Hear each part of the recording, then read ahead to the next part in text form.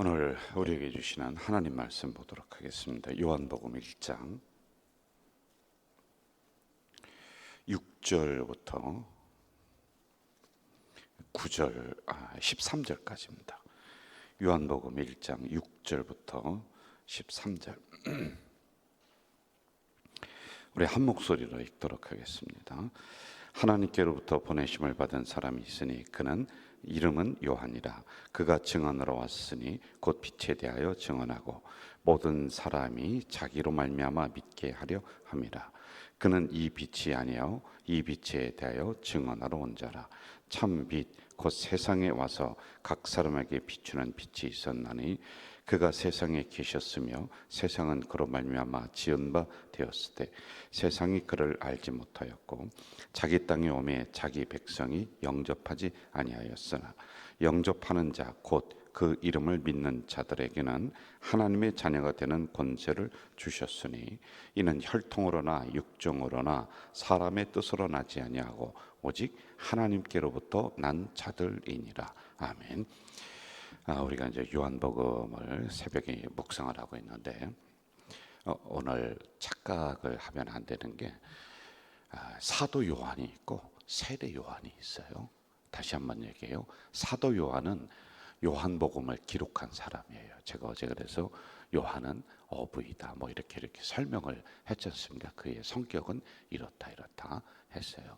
그런데 이 사도 요한이 누구에 대해서 지금 말씀하고 있냐면 오늘 새벽에는 세례 요한 이렇게 구분을 좀 하면 좋을 것 같아요. 우리나라에도 뭐 이름이 똑같은 사람들이 많이 있잖아요. 그런데 이스라엘 나라는 더 많습니다. 왜냐하면 구약에 나오는 유명한 사람들의 그 이름을 아버지들이 자기 자녀에게 그 이름을 지어줄 때가 많이 있거든요. 그래서 중복되는 이름들이 많이 나오는데 구분을 좀 하면 좋다는 것이죠. 자, 세례 요한이 왜 이 땅에 왔는가, 그리고 그의 사명은 무엇인가, 그리고 그는 어떤 역할을 했는가, 이걸 간단하게 우리가 좀 보면서 우리에게 새벽에 적용을 좀 하면 좋을 것 같아요. 제가 언젠가 이런 설교를 한 적이 있습니다. 목사가 교주가 되어서는 안 된다. 교주가 되어서는 안 된다. 이 의미가 여러분 굉장히 큽니다. 그리고 이 한 문장 안에 저의 살아온 모든 목회적인 부분들, 그리고 목회자가 이렇게 돼야 된다는 생각들을 이 안에 담아놓고 있는 게 목사가 교주가 되어서는 안 된다. 이게 있는 거예요. 목사가 잘못하면은 사람을 죽이는 겁니다. 그리고 교회를 죽이는 거예요. 그래서 웬만하면은 목사를 안 하는 게 나아요. 우리 목회자들, 초년생들 목회한다고 막 들어옵니다. 지금은 인원이 많이 줄었지만은 옛날에는 굉장히 그 신학교를 많이 왔습니다. 그런데 제가 저를 보더라도 잘난 건 없습니다만은 제가 목회를 오래 하고 그리고 그런 학생들을 면접을 할 때 이렇게 보면은 여기까지 올라요. 당신은 목회를 안 하는 게 좋겠습니다. 이게 여기까지 올라오는데 그러면 또 자기의 인격을 무시했다 뭐 이렇게 얘기할까봐 이리저리 가르치는데, 가르쳐서 될 게 있고 가르쳐도 안 될 게 있는 거예요. 그 목사가 안 되는 게 난데 그런 사람들이 많이 있단 말이죠.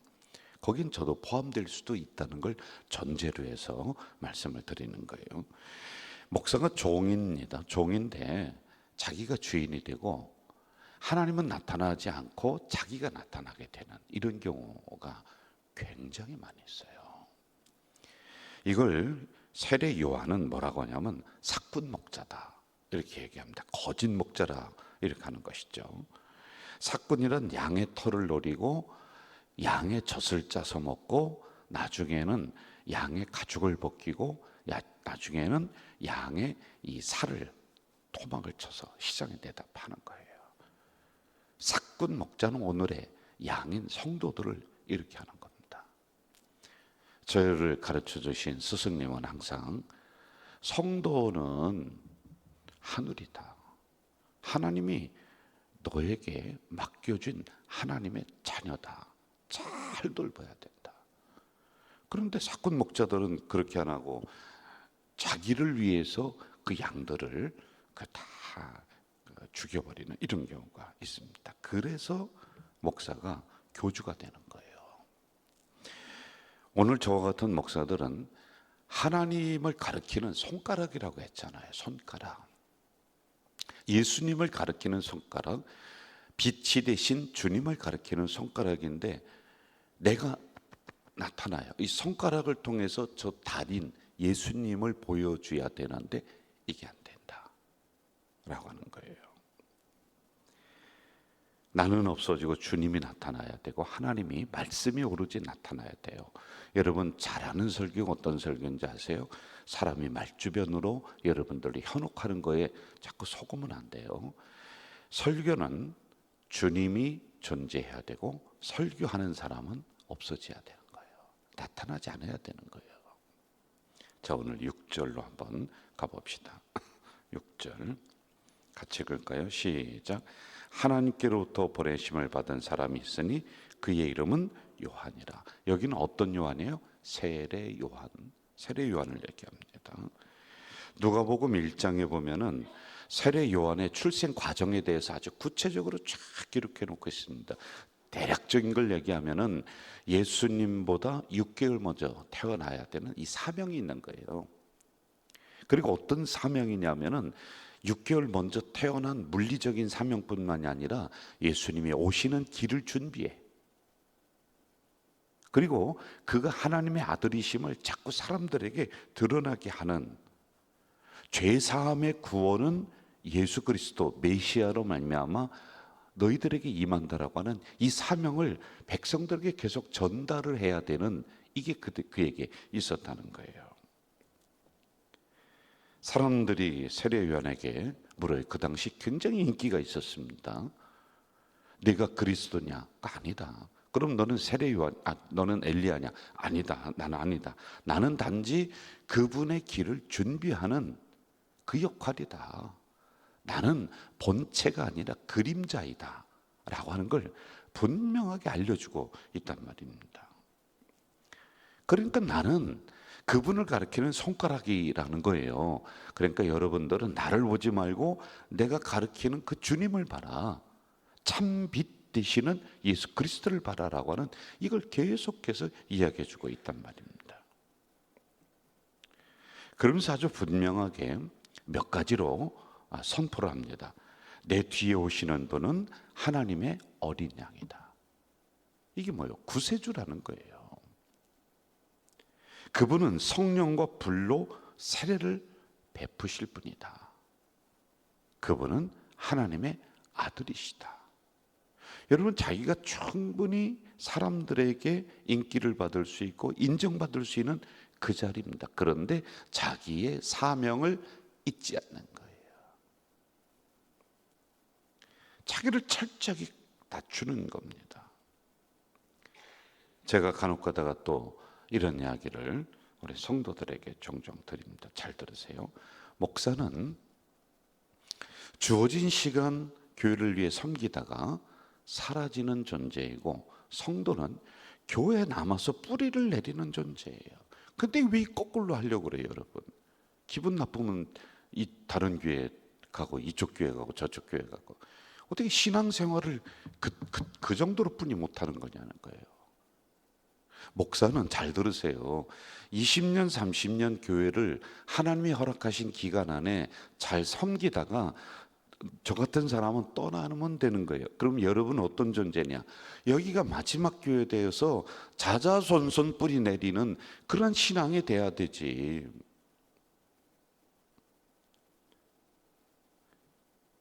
이 정신이 없으면은 교회를 내 것으로 만들어, 목회자는요. 그리고 내 욕심을 채우는 도구가 돼요. 그리고 이 정신을 여러분이 못 가지면은 여러분은 평생을 교회 떠돌다가 끝나는 인생 돼버린다니까요. 그게 무슨 신앙입니까? 교회를 옮기는 데는 진짜 수많은 기도와 고민이 있었어요. 그러면 하나님이 여기 보내주시면 여기가 마지막 교회라는 이 생각을 내가 딱 가지고 어떤 어려움이 있어도 이걸 뚫고 일어나야 돼요. 그래야지 내 교회가 되는 거예요. 그냥은 여러분 되지 않습니다. 그래서 저는 제 생각은 저희 같은 목회자들은 올바른 정신으로 교회를 섬기고 성도들을 잘 섬기다가 알맞은 시간에 물러나면 되는 거예요. 그리고 성도들은 말씀으로 계속 살찌우게 하는 거예요. 성도들 위해 계속 기도하는 거예요. 그리고 여러분들은 여기에서 형통한 가정, 번성하는 가정으로 딱 만들어 놓으면 그게 최고입니다. 저에게 간혹 가다가 이렇게 이야기하는 목사님들이 있어요. 이제 노회장도 지났고 교회도 안정되고 했으니까 목사님 더 큰 일을 하셔야 돼요. 그래서 여기에 회장도 맡아주시고 여기에 모두 나와서 이것도 해주시는데 저는 그 말에 그냥 단칼에 끊어요. 제가 여러분에게 약속했잖아요. 저는 노회장 끝나면은 그 다음에는 총회 정치라든지 이런 거 하나도 안 한다. 그거는 나를 망치는 거예요. 우리 교회를 망치는 거예요. 내가 나의 역할을 잘 알아야 됩니다. 아무리 불러도요, 나를 인정해 준다. 여러분, 그런 자리에 뛰어다니다 보면은 결국에는 교회가 죽고 결국에는 성도가 죽는 거예요. 그리고 결국에는 내가 죽는 거예요. 제가 저를 냉정하게 평가하면은 제 사명이 뭐냐면은 교회 하나 잘 섬기는 거예요. 어느 교회? 우리 교회 잘 섬기는 거예요. 그러다가 은퇴하면 그게 성공한 거예요. 그런데 뭘 그걸 모르고 부른다고 이쪽 저쪽 뛰어다니고 이런저런 회장 자리 맡고 무슨 여러분 그거 아무 쓸데없는 거란 말이에요. 여러분 입장에서 한번 생각해봐요. 그럼 저는 저의 사명을 알고 그리고 제가 거기에 충실하려고 노력을 합니다. 그럼 여러분의 사명은 뭐냐는 거예요. 하나님의 말씀 잘 받고 여기가 나의 교회, 나의 사랑이 돼야 되는 거예요. 여러분, 교회를 통해서 하나님의 구원이 흐르고 교회를 통해서 예수 그리스도의 보혈이 흐르고 교회를 통해서 하나님의 복이 흐르는 거예요. 그럼 그걸 내가 받아 먹어야 되는 거란 말입니다. 이 사명도 우리가 감당을 못한다. 아니, 다른 게 아니라 여러분이 교회에서 하나님의 말씀을 잘 먹고 내 영혼이, 내 가정이 살찌어야 된다니까요. 복받아야 된다니까요. 이 사명인 거예요. 저는 이 사명을 잘 감당하기를 주의 이름으로 축원합니다. 주의 이름으로 축원합니다. 그래서 우리 교회를 좋은 교회로 만드는 거란 말이에요. 근데 이런 분들이 간혹 이렇게 있습니다. 어떤 분들이 있냐면은 세례 요한처럼 주님을 위해 사명을 감당을 하다가 중간에 시험 들어요. 그럴 수 있다고 저는 봐요. 그런데 가만히 제가 20년 이렇게 오랫동안 지켜보면은 어떠냐면 그 사람 습관이 서운병이야, 서운병. 뭐를 해도 서운하대. 또 서운하대. 또 서운하대. 또 시험 들었대. 그래서 제가 1년 동안 신앙생활하는 걸 보면은 1년 365일 시험 들고 앉아 있는 거야. 그럼 그게 누가 문제인 거예요? 그분 얘기를 들어보면 교회가 이래서 서운하고 뭐가 이래서 서운하고 뭐가 이래. 그래서 제가 핵심을 딱 내가 이렇게 콱 찌르고 싶어요. 당신 때문에 당신이 서운한 거야.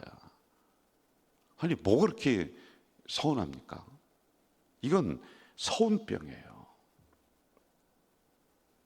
본인의 문제지 말씀의 문제가 아니고 교회 문제가 아니란 말입니다. 또 이렇게 저에게 이야기해요. 목사님 이렇게 시험 들고 이렇게 마음 아프고 그러면은 봉사를 안 하는 게 좋지 않겠습니까? 그래서 저는 그렇게 얘기하고 싶어요. 봉사하지 마세요. 그러면서 억지로 봉사할 이유가 별로 없어요. 그냥 기본적인 신앙생활만 잘해도 괜찮아요. 내가 이 사명을 감당하자면 교회가 그 다음에 포꾸라지고 교회가 망하고 여러분 그게 아니에요. 교회 주인은 예수 그리스도란 말입니다. 그럼 이왕 봉사하는 거 이 세례 요한처럼 행복하고 기쁘게 끝까지 봉사를 해야 되는데 그렇지 않단 말입니다. 그럼 하나님이 그 사명을 나에게 왜 주느냐? 세례 요한처럼 그 사명을 왜 주느냐? 딱 한 가지예요. 여러분 딱 한 가지예요. 뭔지 아세요? 이걸 통해서 나를 복 주시려고. 다른 거 없습니다. 사람이 없어서요? 아니 목사가 없어서요? 아니라니까요. 제가 가져질 길을 섬기는 것은 딱 하나요. 이 섬김을 통해서 하나님이 나에게 복을 주시려고 하는 거예요.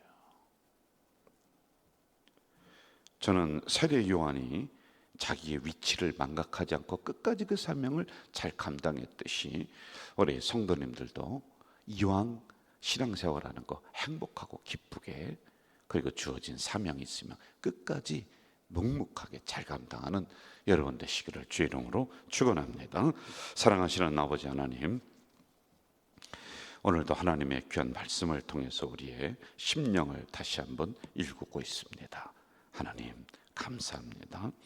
오늘 이 땅에 신앙생활하며 참 많은 사람들이 흔들리고 이리저리 방황하는 가운데 있지만은 세례 요한처럼 끝까지 주님 말씀 가르치며 주님 말씀 따라가며 그 사명을 잘 감당하는 우리 모든 성도들이 될 수 있도록 도와 주시옵소서.